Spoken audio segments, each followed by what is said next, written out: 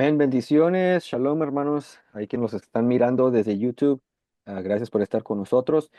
Estamos el día de hoy aquí agradecidos con Dios por la oportunidad nueva que nos da de poder estar juntos y compartiendo la palabra. Estamos aquí continuando con la serie titulada La vida después de la muerte. El día de hoy tenemos la lección número 9 y estaremos estudiando bajo el tema la vida eterna. Amén. Antes de iniciar, les voy a pedir, hermanos, que si no han visto los estudios anteriores, que por favor se tomen el tiempo de mirarlos. Es muy importante estudiar este tema en contexto con el fundamento que hemos puesto sobre la palabra, porque muchos de los conceptos que vamos a estar compartiendo, que hemos compartido, estamos compartiendo y vamos a compartir, todos están conectados. Amén. Y necesitamos tener esta fundación para poderlo aprovechar a lo máximo. Así que, hermanos, una vez más, estaremos comenzando nuestra lección número 9 bajo el título La vida eterna. Este concepto de vida eterna ha evolucionado dentro del cristianismo a lo largo de la historia eclesiástica. El cristianismo moderno sostiene que la vida eterna es la recompensa de los justos, quienes supuestamente van al cielo con Dios inmediatamente después de la muerte. Sin embargo, esta postura carece de respaldo bíblico. La Biblia no menciona en ningún lado que los justos vayan al cielo después de la muerte. De hecho, la Biblia testifica que ningún justo que ha muerto desde Adán hasta el día de hoy están en el cielo o participando de lo que ya hemos dicho, la vida eterna. Así que, hermanos, no hay ningún versículo bíblico que enseñe esta postura.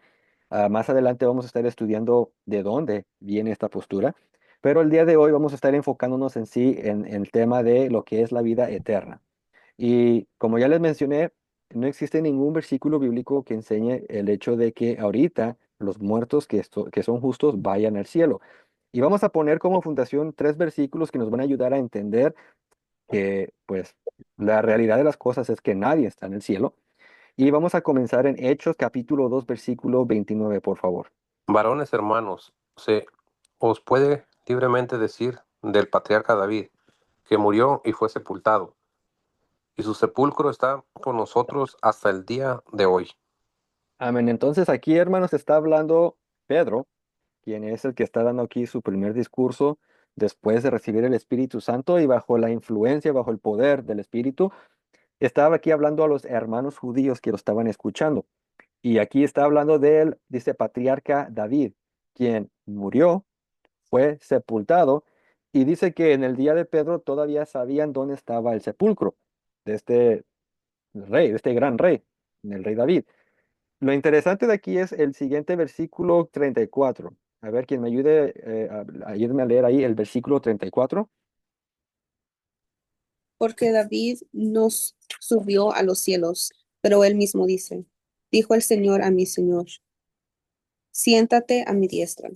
Amén. Entonces aquí Pedro está diciendo que David murió y dice que él no subió a los cielos. Ahora, David es uno de los hombres justos que registra la Biblia.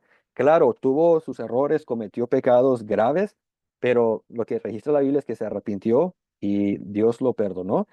Entonces, él murió siendo un hombre justo, pero él, dice aquí, no subió a los cielos. O sea, él no está ahorita en el cielo.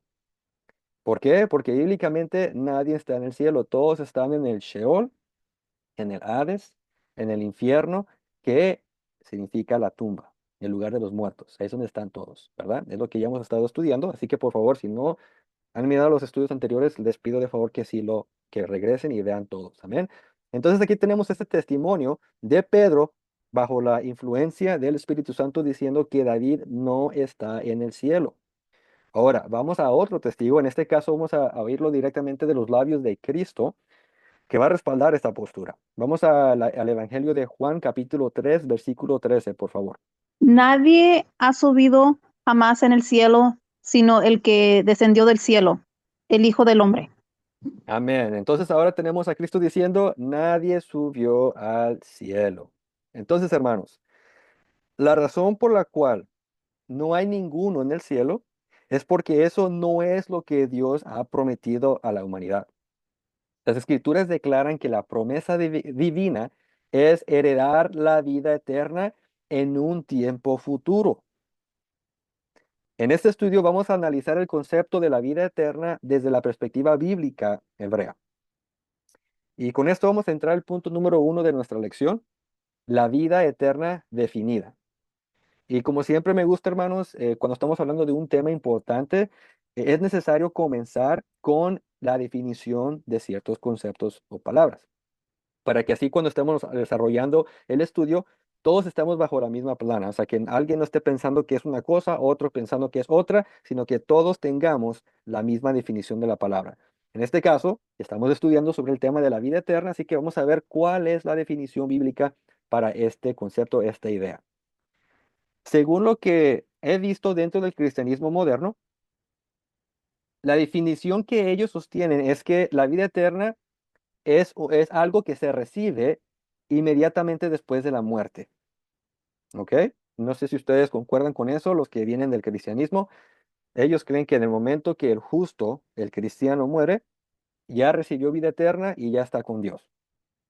Eso es lo que se me enseñó a mí, es lo que yo enseñé estando dentro de esta religión organizada.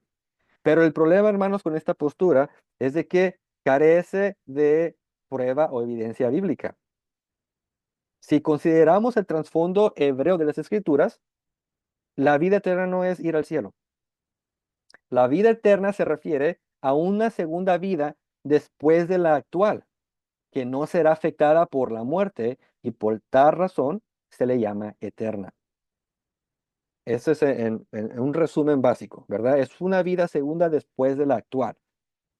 Esta vida eterna no es algo que toda la humanidad recibirá.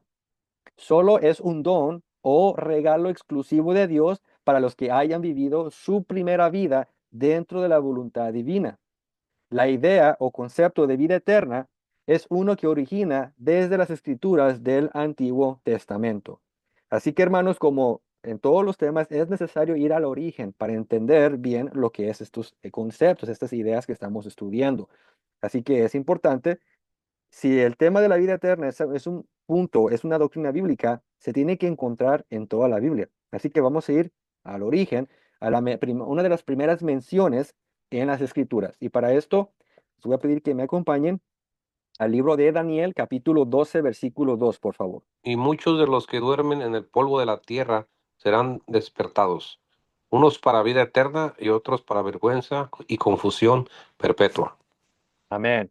Y como podemos observar, Daniel habló de la vida eterna, que en el hebreo se le llama Haye Olam.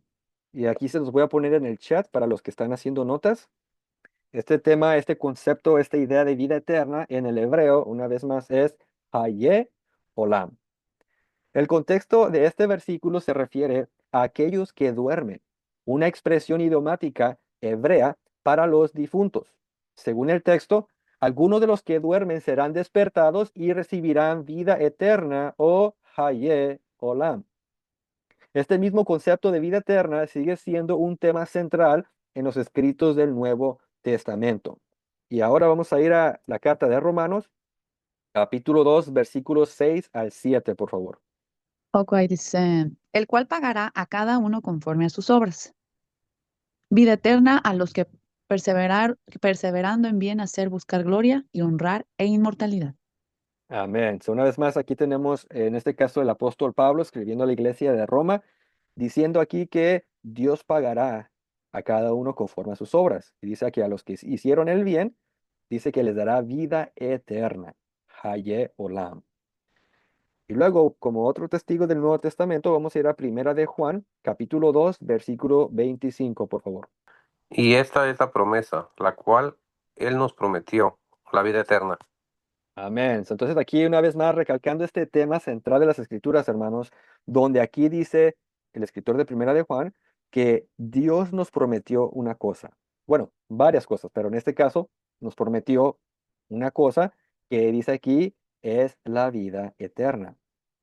Entonces, hermanos, no existe ningún versículo bíblico donde Dios prometa que vamos a ir al cielo. Eso no existe en las Escrituras.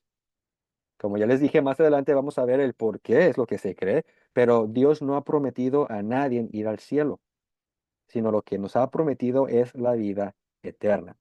Y después de haber leído estos pasajes, queda claro que la idea de la vida eterna no es exclusiva del Nuevo Testamento. En otras palabras, no solamente es algo que existe en los escritos apostólicos.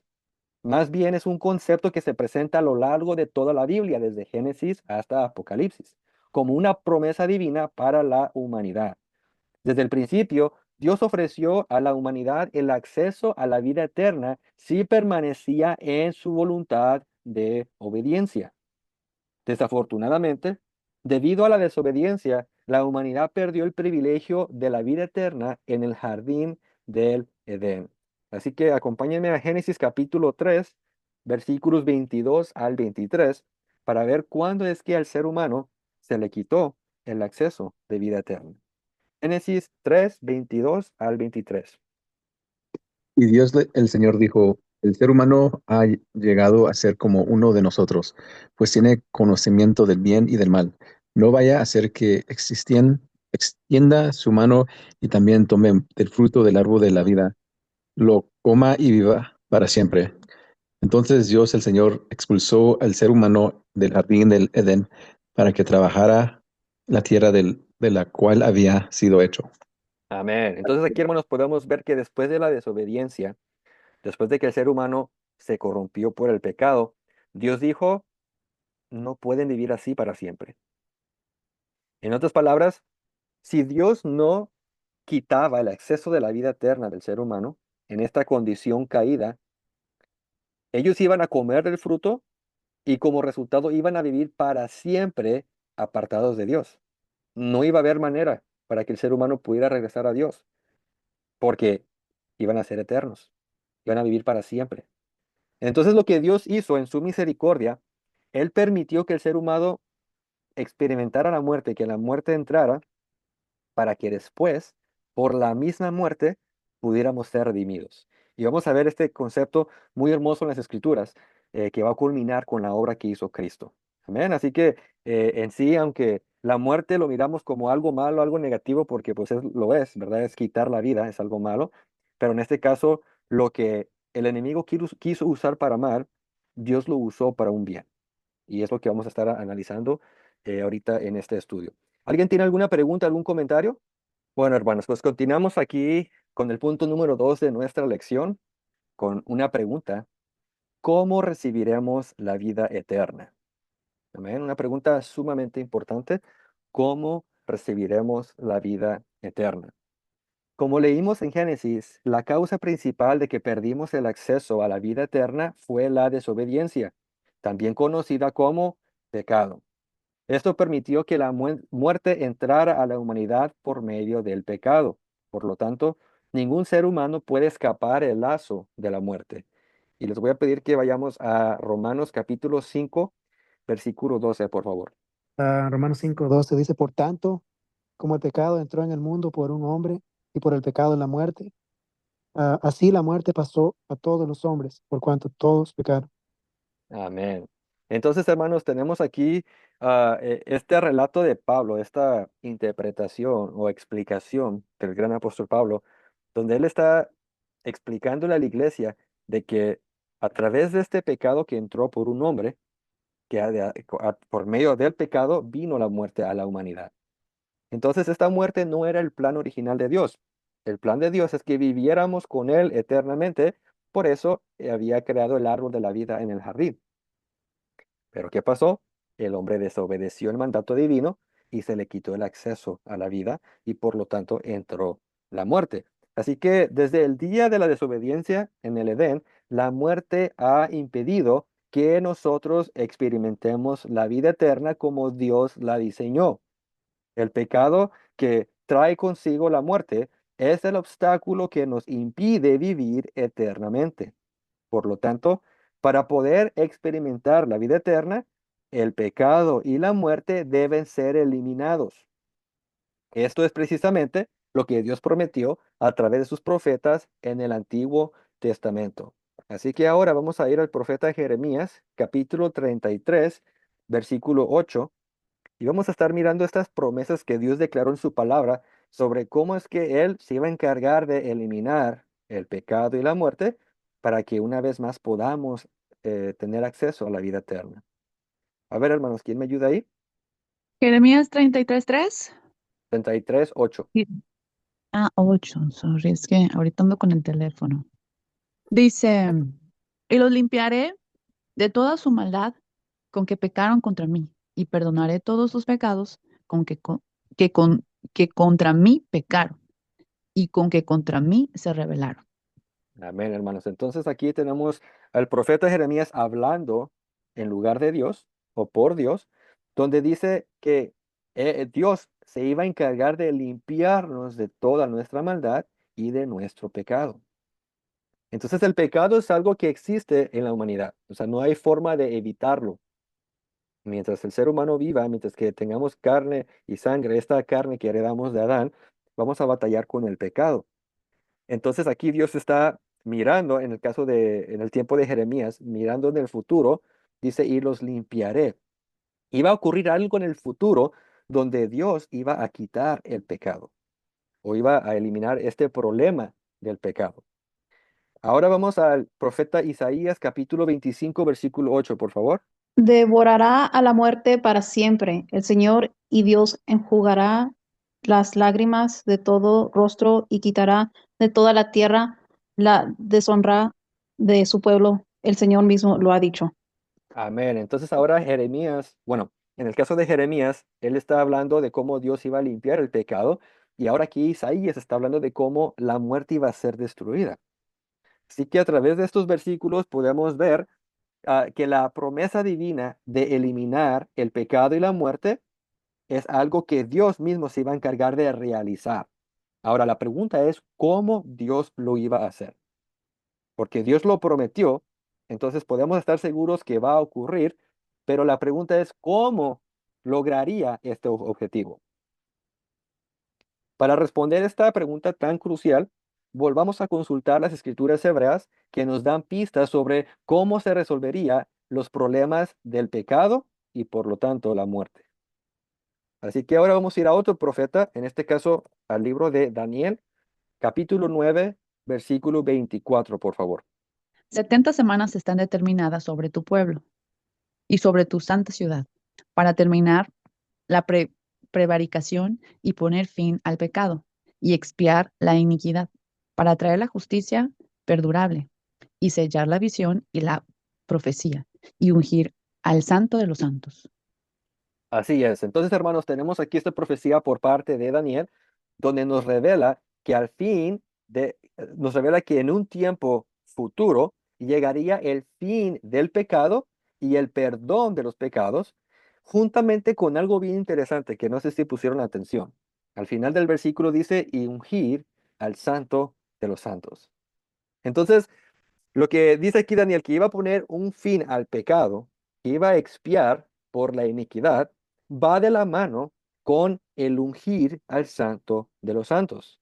Esto nos da a entender que todo esto está conectado, está relacionado y que es muy probable que todo esto ocurra junto al mismo tiempo. Entonces, una vez más, lo que dice el texto es que Dios iba a poner fin al pecado y a la iniquidad juntamente con o cuando se va a ungir a alguien que se identifica como santo de los santos. Entonces la pregunta es, ¿quién es este que sería ungido? ¿Quién es este que se le llama santo? Porque si podemos identificar a este individuo, entonces podemos encontrar o conocer cuándo es que Dios iba a poner fin al pecado. Entonces aquí es donde nos va a ayudar regresar a la lengua original, que en este caso es el hebreo. Si ustedes leen este pasaje en hebreo, cuando dice ungir, ahí la palabra hebrea es mashach. Y se los voy a poner aquí en el chat. Mashach. Esta es la palabra ungir. Ahora, alguien que es ungido o que es mashach en hebreo, se le llama Mashiach. Espero que ya hayan escuchado esta palabra anteriormente y que la conozcan. ¿Alguien de ustedes sabe qué es la palabra Mashiach? ¿Qué significa Mashiach? Ungido. Claro, es un ungido porque igual, pues el Mashiach, que es el verbo, es alguien que se unge. Entonces, alguien que es ungido es un Mashiach. El Pero Mesías, quién es el Mashiach?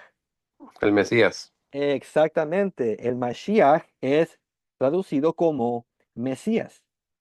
Entonces, lo que entendemos aquí en este versículo de Daniel es que hay una alusión que cuando se manifieste el ungido, o en el hebreo, el Mashiach, que también lo describe como el santo de los santos, entonces a la misma vez vendría el fin del pecado.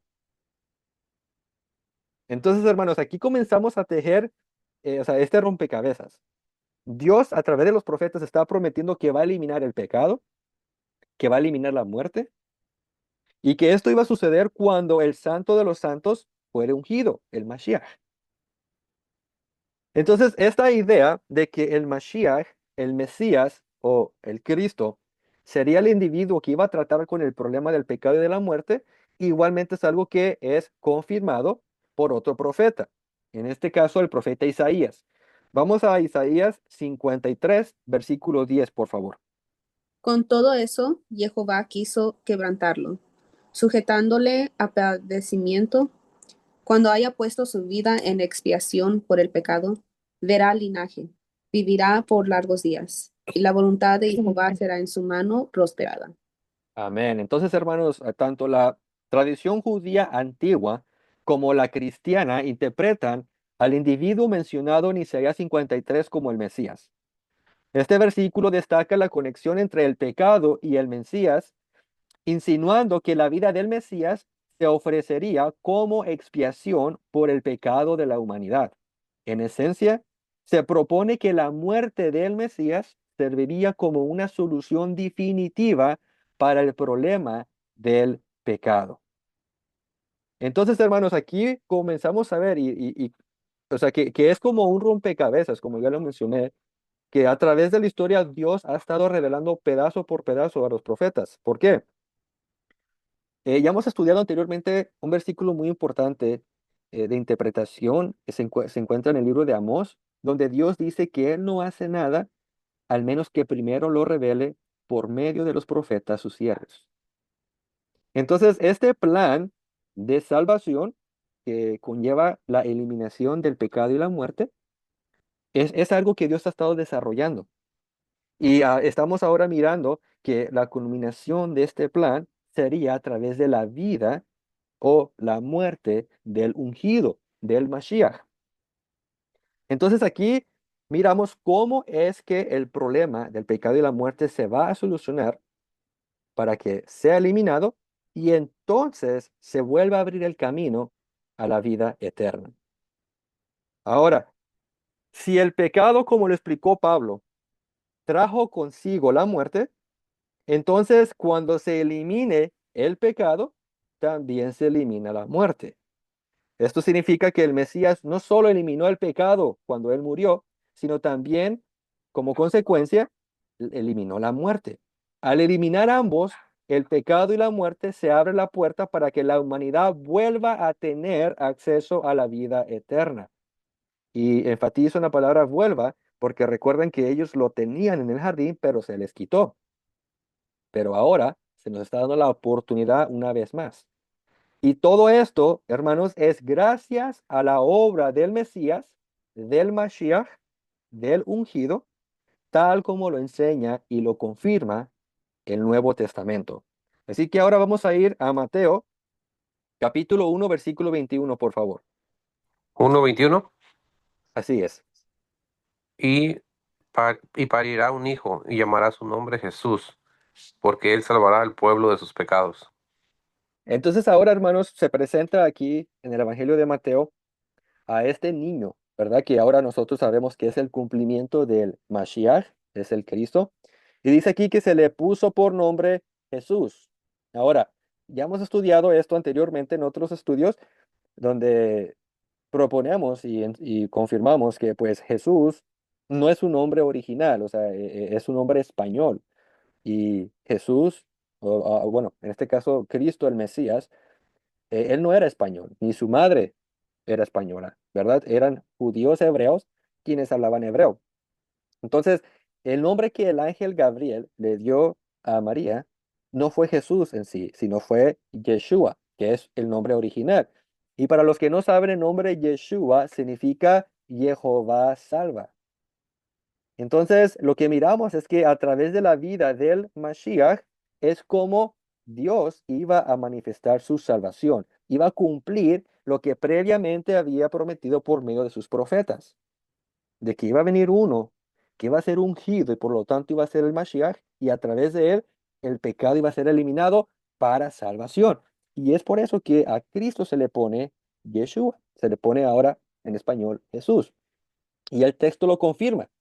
O sea, no solamente lingüísticamente conocemos que Yeshua significa salvación de Jehová o Jehová salva, pero aquí Mateo dice, porque él salvará al pueblo de sus pecados. Esto siempre era la misión del Mesías. Y es por eso que está detalladamente puesto en los evangelios. Y anterior de eso, en los profetas, del que la misión del Mashiach, la misión del ungido era de eliminar el pecado y consecuentemente la muerte. Ahora, vamos a otro evangelio. Juan capítulo 1, versículo 29, por favor. El día siguiente, Juan vio a Jesús que se acercaba a él y dijo, aquí tienen el Cordero de Dios que quita el pecado del mundo.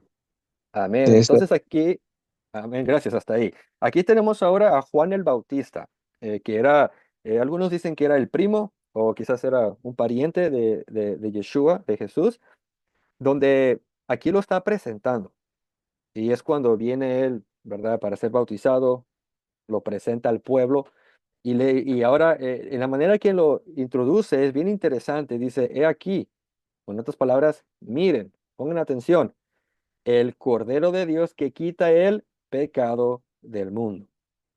Entonces, una vez más, tenemos aquí por medio de Juan, tanto el evangelista como Juan el Bautista, indicando que el Mashiach tenía la tarea, la misión de quitar el pecado del mundo. ¿Por qué? Porque es este pecado que está impidiendo que tengamos vida eterna. Dios quiere que nosotros tengamos vida eterna, pero existe el problema del pecado y es por eso que tenía que venir uno que iba a ser ungido, que iba a ser santo. Por eso se le llama en Daniel el santo de los santos. O sea, no era cualquier hombre común y corriente, era un individuo especial, era santo. Y a través de este hombre, dice aquí Juan, que quitaría el pecado del mundo. ¿Por qué? Porque el pecado es un problema para que podamos tener vida eterna. Vamos a otro pasaje. Vamos ahora a Hebreos capítulo 9, versículos 26 al 28. Dice así, de otra manera, le hubiera sido necesario padecer muchas veces desde el principio del mundo, pero ahora, en la consumación de los siglos, se presentó una vez para siempre por el sacrificio de sí mismo para quitar de en medio el pecado, y de la manera que está establecido para los hombres que mueran una sola vez, y después de esto, el juicio. Así también Cristo fue ofrecido una sola vez para llevar los pecados de muchos, y aparecerá, y aparecerá por segunda vez, sin relación con el pecado, para salvar a los que le esperan. Amén, hermanos. Es un pasaje muy hermoso. Personalmente, el libro de Hebreos a mí me fascina. Creo que es mi libro favorito. Hay mucho ahí que estudiar. Y en este pasaje es la confirmación de lo que los profetas, especialmente lo que Isaías dijo, es la confirmación en la vida de Cristo. Porque aquí dice que se presentó una vez para siempre por el sacrificio de sí mismo. O sea, él mismo se ofreció. Este Mashiach, este ungido, quien le llama la Biblia el Santo de los Santos, se ofreció para quitar de en medio el pecado. Una vez más confirmando que la misión principal de Cristo era quitar el pecado. Y luego el 28 dice, y aparecerá por segunda vez sin relación al pecado. ¿Por qué? ¿Por qué va a aparecer por segunda vez sin relación al pecado? Porque en su primera vez ya solucionó el problema del pecado. Entonces ya Cristo cumplió con esa misión que tenía de ponerle fin al pecado, de expiar por las iniquidades, como dijo el profeta Daniel. Así que él, cumpliendo en su primera venida esta misión, ahora en su segunda venida dice, ya no va a venir para hacer lo mismo, porque ya solucionó el problema del pecado en la primera venida. En la segunda venida vendrá para salvar a los que le esperan. Una hermosa y poderosa promesa para nosotros, confiando de que ya en Cristo se eliminó el problema del pecado. Ahora vamos a la segunda carta de Timoteo, capítulo 1, versículo 10, por favor. Y ahora lo ha revelado con la venida de nuestro Salvador Cristo Jesús, quien destruyó la muerte y sacó a la luz la vida incorruptible mediante el Evangelio. Amén. Entonces, hermanos, fíjense aquí. Aquí igual, este versículo hay mucho de qué hablar. Está hablando de la aparición de nuestro Salvador. Dice aquí Cristo Jesús, claro, Él vino a salvar a la humanidad. Por eso se le puso Jesús, se le puso Yeshua, porque Él vino para salvar a su pueblo de su pecado. Se dice que cuando Él vino, cuando se manifestó, cuando se apareció, nuestra salvación, dice, el cual quitó la muerte. Ahora, ¿cómo fue que quitó la muerte? Eliminando el problema del pecado, porque recuerden, la muerte entró por el pecado. En otras palabras, si les ayuda a entender un poco más el concepto, podemos ver que la muerte es como, disculpen, el pecado es como una puerta que cuando se abrió, entró la muerte. Entonces, si no queremos la muerte, tenemos que cerrar la puerta del pecado y sellarla para que ya nunca más se vuelva a abrir. Eso fue lo que hizo Cristo. Cuando vino con la misión de quitar el pecado, entonces a la vez quitó la muerte, que es lo que dice aquí. Y la Reina Valera 60 dice, y sacó a la luz la vida. Fíjense, recuerden que la vida eterna que teníamos acceso en el jardín del Edén se nos quitó a causa del pecado y como consecuencia vino la muerte. Pero ahora estamos viendo lo inverso. Ahora que ya se quitó el pecado, entonces a su vez se quita la muerte y entonces, ¿qué es lo que sale? Ahora sale a la luz la vida. Esa vida que se nos había quitado por el pecado, ahora que el pecado es quitado por Yeshua, tenemos acceso a la vida. Y luego dice, y a la inmortalidad por el Evangelio. Aquí está hablando de una vida que es inmortal. Esto es lo que salió de la obra de Cristo. Cuando Cristo quitó el pecado y quitó la muerte, salió una vida que es inmortal. Esto nos da a entender que antes de que Cristo viniera para quitar el pecado, la vida inmortal no podía ser accesible, porque solamente vino cuando Cristo murió. Esta vida inmortal, o también ahora le podemos llamar vida eterna, porque la palabra inmortal significa que ya no muere, ¿verdad? Ahorita todos nosotros tenemos una vida mortal porque experimentamos la muerte. Pero esta otra vida que Dios nos ha prometido, como les dije al principio en la introducción, que cuando hablamos de la vida eterna es esta vida que viene después de la actual. Entonces, esta segunda vida es una vida de inmortalidad. ¿Por qué? Porque ya no va a morir. ¿Por qué ya no va a morir? Porque cuando Cristo quitó el pecado, quitó la muerte. Y esta segunda vida que Dios nos ha prometido será una vida de inmortalidad.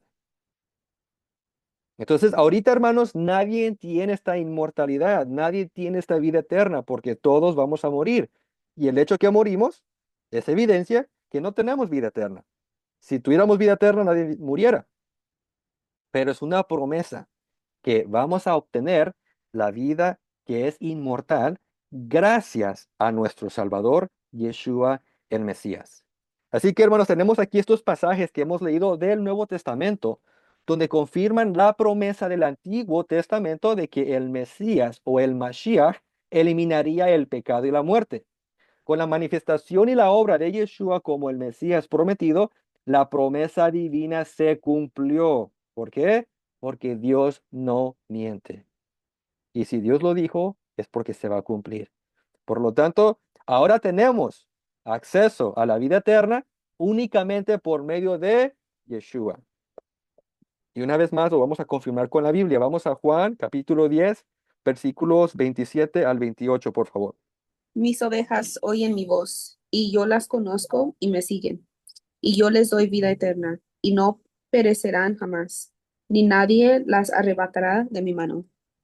Amén. So, fíjense aquí, hermanos, esta hermosa promesa de Yeshua, donde Él se pone como un pastor y nosotros como sus ovejas, y dice que nosotros oímos su voz. Y dice que cuando nosotros le conocemos y le seguimos a Él, dice que Él nos va a dar vida eterna. O sea, quien la da es Yeshua. ¿Por qué? Porque Él fue quien quitó el pecado y la muerte, y a través de Él es que podemos obtener vida eterna. Y dice, y no perecerán jamás. ¿Por qué? Porque esta vida, este Haye Olam, que Dios nos ha prometido, es una vida que ya no va a terminar. Porque recuerden, si el pecado es eliminado y la muerte es eliminada, entonces ya no podemos morir. Esta vida actual, la vida que tenemos ahorita, es una vida que sí muere, pero esta segunda vida que nos va a dar será una vida que jamás perecerá, jamás morirá. ¿Por qué? Porque será una vida de inmortalidad, una vida eterna. Vamos a otro pasaje, Primera de Juan, capítulo 5, versículos 11 al 12. Primera de Juan 5, 11 al 12. Y este es el testimonio, que Dios nos ha dado vida eterna.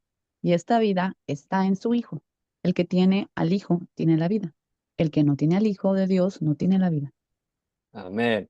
Entonces, una vez más, hermanos, este testimonio que se ha estado repitiendo en las Escrituras, que creo que ya ahorita es muy, muy claro, donde dice que Dios nos ha dado la vida eterna, pero que esta vida eterna no es nomás que la dio así de la nada, sino que la dio o que está en su Hijo. ¿Por qué?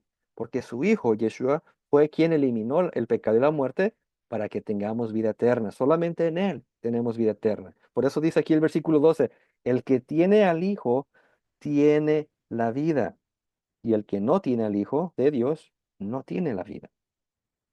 Y es por eso, hermanos, que es esencial que se predique este mensaje, porque a través de Yeshua, como el Mashiach, Jesús, como el Mesías, como el Cristo, es que tenemos ese acceso una vez más a la vida eterna. Y para terminar, Romanos 6:23, por favor. Porque la paga del pecado es muerte, mas la dádiva, mas la dádiva de Dios es vida eterna en Cristo Jesús nuestro Señor. Amén. Entonces, hermanos, aquí Pablo, una vez más, escribiendo a la iglesia de Roma, dice que la paga o la consecuencia del pecado es la muerte. Y luego hay una coma y dice más o pero, y aquí es donde cambia. Pero la dádiva o el regalo de Dios es la vida eterna en Cristo Jesús. Entonces, hermanos, lo que podemos ver aquí es de que cuando Adán peca, gracias a la desobediencia de él, es de que entra la muerte. Pero después viene otro hombre, que este hombre no pecó, aunque fue tentado, pero fue hallado sin pecado. Y es por eso que la Biblia lo describe como el santo de los santos, porque se mantuvo en santidad, sin pecado. Mientras el primero se ensució con el pecado, este otro hombre se abstuvo del pecado, no practicó el pecado. Y a través de la obra de este hombre, entonces podemos recibir el regalo de Dios de vida eterna. Si no fuera por el Mashiach, si no fuera por Jesús, no tuviéramos la oportunidad. Así que, ya que entendemos que la vida eterna solamente se recibe por medio del Mesías, la pregunta para nosotros es, ¿cómo la recibimos? ¿Qué evento es necesario que ocurra para poder recibir la vida eterna? O sea, en otras palabras, hay algo que debe ocurrir que a través de este suceso, que la Biblia lo describe, es cuando vamos a recibir esta vida de inmortalidad, esta vida que ya no va a experimentar la muerte. Entonces, con esta pregunta los dejo, hermanos. Y con la ayuda de Dios, en la próxima semana estaremos respondiendo qué es este evento que es necesario para que nosotros podamos tener esta vida que no va a terminar.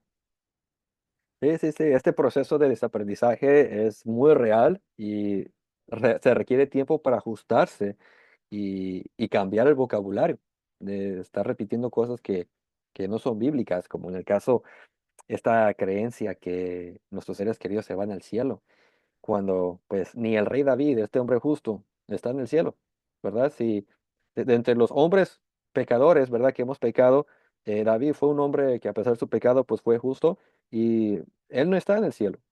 Y Yeshua dijo que nadie está en el cielo. Entonces, es difícil hacer esa transición, pero es necesario para no perpetuar este error que se nos ha inculcado y que nosotros, por ignorancia, lo repetimos y lo perpetuamos.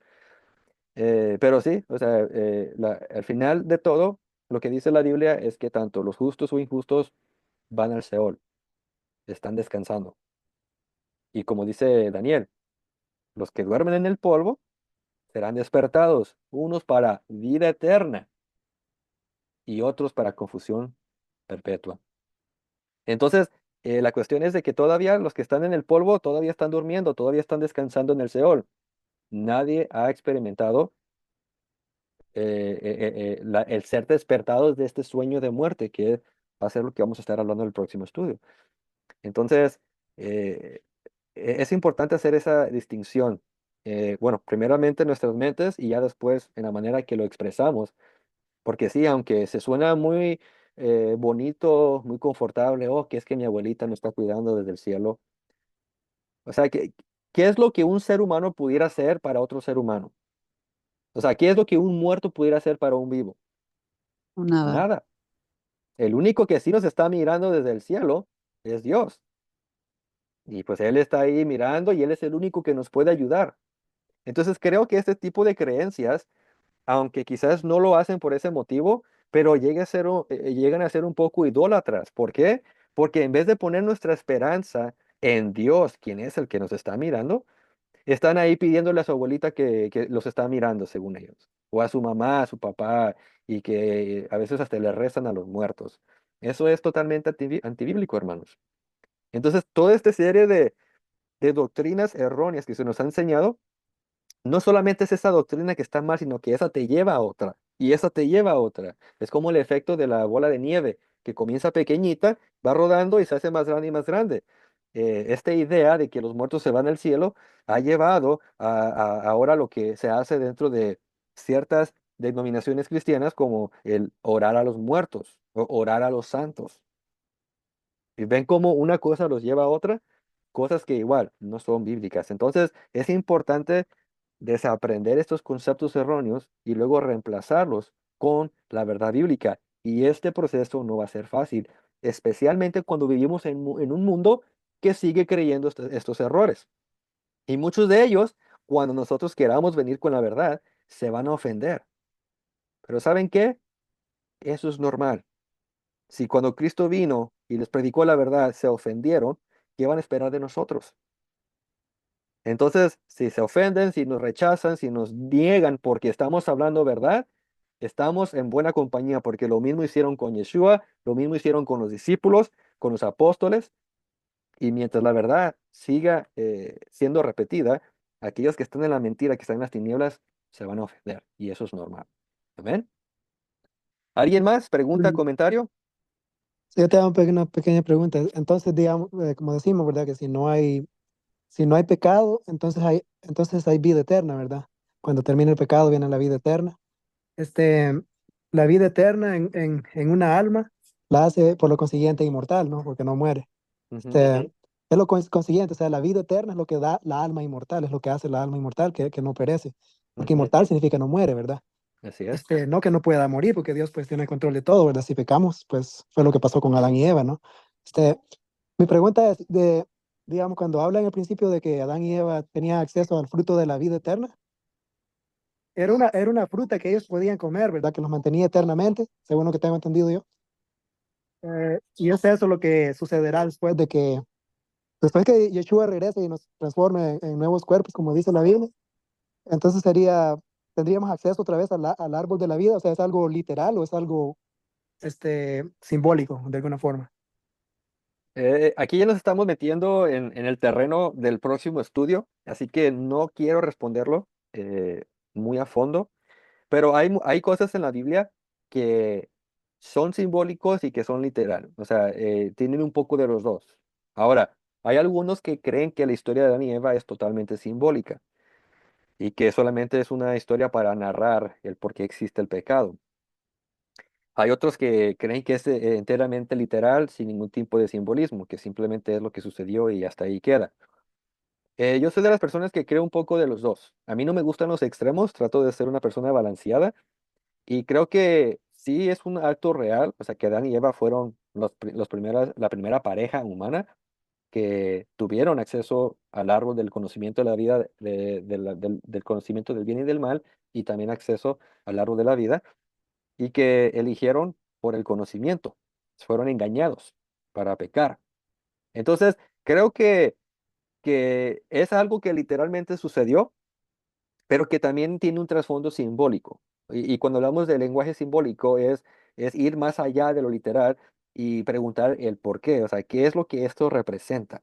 ¿Qué representa el fruto del conocimiento del bien y del mal? ¿Qué representa el árbol de la vida? Entonces, cuando nos vamos al libro de Apocalipsis, vuelve a mencionar al árbol de la vida, ¿verdad? Vuelve a aparecer y lo describe como un árbol que podremos tener acceso de él, accesible. Entonces, creo que es simbólico y literal. Creo que, pues, creo que Dios no está limitado en el sentido de que forzadamente nos tiene que dar un fruto para ser eternos. Creo que Dios nos puede dar la inmortalidad en un instante y ya estuvo. Pero también creo que existen patrones proféticos, simbólicos, como le queramos llamar, y creo que puede ser que exista, ¿verdad? Un árbol literal y que a través de él podamos recibir vida eterna. Pero igual, puede ser que también este árbol represente a Cristo, porque recuerden que en muchas de las profecías al Mashiach, que iba a venir, al Mesías, se le describe como un retoño, como un renuevo, que iba a salir del trono de Isaí. Entonces utiliza simbología agricultural, si le podemos llamar así, para el Mesías. Entonces podría ser que este árbol sea una representación de Cristo y que a través de comer del fruto de este árbol podamos tener vida eterna, lo que significa que a través de Cristo tenemos vida eterna. Entonces, hermanos, es un tema, como les digo, muy extenso. No quiero aún profundizar más por lo de la cuestión del tiempo, pero vamos a estar desarrollando más el tema del concepto de lo que, o sea, del cómo es que recibimos vida eterna, estos eventos que revela el libro de Apocalipsis, lo vamos a estar detallando más en el futuro. Amén. Bueno, ¿alguien más tiene una pregunta, comentario? Yo, cuando mueres, dices que ya se termina, básicamente desapareces, ¿verdad? Pero Ok, ahorita sí. estoy recordando, no sé si fue el rey Saúl o creo que el rey Saúl, ¿no? Que Ujú. acudió a una hechicera o algo para que Sí. regresara el Era profeta o así, algo. sí, una bruja para que hablara con el profeta Samuel. Correcto. Sí, vamos a estar hablando de ese tema igual. Es uno de los temas que tengo preparado para el futuro. Ujú, Es muy similar como la parábola del rico y Lázaro, que pues correcto. se necesita un estudio para desglosarlo, Ujú, porque tanto como la parábola del rico y Lázaro, como este evento de la bruja con el rey Saúl y dice ahí el espíritu de Samuel, correcto. dan a entender como que están conscientes después de la muerte. Correcto. Como que regresó, ¿no? Sí, no, pero no regresó porque dice que era un espíritu, como que vio un espíritu. Entonces, no es que Ujú, Samuel resucitó de los muertos, ¿no? correcto. Ajá. Sino que los que vienen del cristianismo creen que fue el alma de Samuel. Pero el Ajá. problema con esta interpretación es que va en contradicción de toda la Biblia, porque Sí, dicen claro, que los por eso. A muertos eso me refiero no ahorita. tienen conciencia. Ajá. Entonces, se tiene que desglosar eso cuidadosamente, como lo hicimos la parábola del rico y Lázaro, para ver realmente qué es lo que dice el texto y cómo es que se puede armonizar este suceso con todo lo que dice la Biblia, de que Ujú, en el Sheol están inconscientes, que no tienen conocimiento, que no pueden alabar a Dios, que no saben nada, que no trabajan. O sea, tiene que Sí. haber una solución. No puede un evento contradecir todo el resto de la Biblia, ¿verdad? Y vamos a estar desglosando eso más adelante. Ajá. Ok, ahora, otra cosa. Dijiste es que el, el de este, ¿cómo se llama? El, permítame, ¿eh? Este, que cuando, si no, Jesús vino para poder tener la vida eterna, ¿verdad? Ujú. Ok, ¿y los que se murieron antes de Jesús? ¿Sí? ¿Cómo? ¿Que cómo ellos lo reciben? Como ellos, ¿cómo? Si que no estaba Jesús en el transcurso de antes de que vino Yeshua atrás. Todos los que Ok, murieron ¿cómo es que nosotros podemos recibir vida eterna? por la fe en Jesús. Ok, Igual ellos. igual ellos. No. La única diferencia es que nosotros tenemos fe en un evento que ya ocurrió. Ellos tenían fe en un evento que iba a ocurrir. Ujú. Al final del día es por fe y para Ok, fe. ok, entiendo. Así es. Ajá. Ok, listo. Bueno, La continuación de la pregunta de Mario, que similar a lo de Mario. Digamos, hay personas en el mundo que no conocieron de Jesús, por ejemplo, ¿verdad? Hay islas donde hay personas que nunca han tenido contacto con con las civilizaciones, según dicen, que no hablan los idiomas, pues hablan su propio idioma. Estas personas que están, sobre todo los tiempos que han venido, que han estado aislados, que no han conocido nada, ni siquiera han escuchado de Jesús, y ellos ya murieron porque ya pasaron, ¿verdad? Estas personas, ¿cómo van a tener su caso ante Dios? excelente pregunta. Igual es uno de los temas que vamos a traer en el futuro.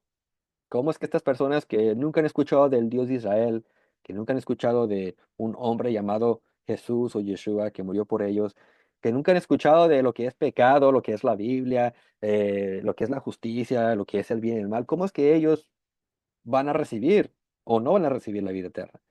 Entonces van a ser temas que vamos a estar desglosando en el futuro. Amén. Así que les animo que no se pierdan los temas que vienen. ¿Alguien más? ¿Pregunta, comentario? Yo tengo una preguntita de Mateo 27, del 52 al 53, donde dice, y se abrieron los sepulcros y muchos cuerpos de santos que habían dormido se levantaron. Mi pregunta es, ¿eran vivos, eran muertos literal? Sí, dice que se levantaron muertos, que ella los llama, creo que los llama justos o santos, algo así. Los santos, ajá. Ajá. Fueron hombres que resucitaron. eh, pero hay una diferencia, y es que no quiero hablar más porque es lo que vamos a hablar en el tema de la próxima semana. Lo que pasa es que hay una diferencia entre volver a la vida. Es más bien es un asunto de técnica. O sea, existe la palabra resurrección y luego está la palabra revivir. Los dos términos no son lo mismo, pero comúnmente se usan para lo mismo. Y creo que es incorrecto, porque una cosa es revivir, otra cosa es la resurrección, que es lo que vamos a estar hablando la próxima semana. Ah, ok, sí, ¿Ok? exacto, porque, ajá, sería porque Yeshua, él fue resucitado. Entonces, bueno, a lo que yo entiendo, pues cuando habla de como que usted muere y vuelve a revivir, es como, pues, no es en el caso de Yeshua, ¿verdad? Pero bueno, el punto que yo le quiero preguntar, si esos santos que se habla en la escritura, que si se puede conectar con los 24 ancianos de Apocalipsis. Sí, esa es una postura que Michael Root sostiene. Ajá. Para los que no saben, Michael Root es un maestro de Biblia. Él sostiene que los 24 ancianos que aparecen en el libro de Apocalipsis fueron los santos que resucitaron. Bueno, no voy a resucitar, sino que volvieron a la vida cuando resucitó Yeshua. La cuestión es la siguiente. Primero que todo, no existe ningún versículo que haga esa conexión. Sí, es simplemente especulación. Y es lo que tratamos de hacer, o sea, porque en toda la Biblia, desde Génesis, ¿verdad? En adelante, nunca se menciona que hay 24 ancianos hasta el libro de Apocalipsis. O la pregunta es, ¿quiénes son y cómo llegaron ahí? Y ahí es donde entra la especulación. Entonces, la cuestión está de que nadie ha subido al cielo. Y es que no quiero responder porque entonces me entro en la próxima lección, Ok, pero, me espero la próxima. apunta esa pregunta y esa pregunta la vamos a responder en el próximo estudio. ¿Ok? Muy bien. Ok, ¿Alguien ok. más? ¿Pregunta, comentario? ¿No? Bueno, hermanos, pues vamos a concluir. Así que, hermanos, muchas gracias los que están aquí presentes, y igualmente aquellos que están mirando la grabación ahí en YouTube. Espero que esta lección sea de edificación. Les recomiendo que no se pierdan los temas que vienen. Estamos desglosando este tema poco a poco porque no quiero que queden dudas, y con la ayuda de Dios lo vamos a lograr. Y pues de antemano, hermanos, les agradezco que den su like, pongan un comentario y que se suscriban al canal para que así esta enseñanza, si fue de bendición para ustedes, pueda ser de bendición para otros. Así que también les pido que lo compartan con alguien, que Dios ponga en su corazón que pueda ser edificado. Amén. Así que espero que sean bendecidos, que tengan una semana próspera y nos vemos en el próximo estudio.